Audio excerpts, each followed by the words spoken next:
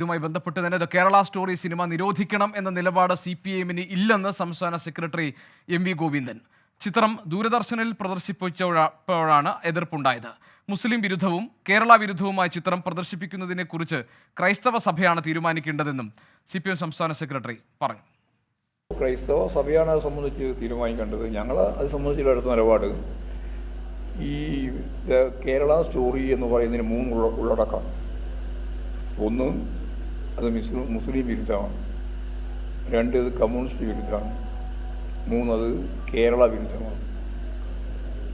ഈ 3 ഉള്ളടക്കങ്ങൾ ഉൾക്കൊള്ളുന്ന ഒരു മൂല്യവുമില്ലാത്ത RSS അതിൻ്റെ അജണ്ട പ്രഖ്യാപിച്ച് സാധാരണ ഒരു വാറോഹല പോലെ കൈകാര്യം ചെയ്തിട്ടുള്ള ഒരു സിനിമയാണ്.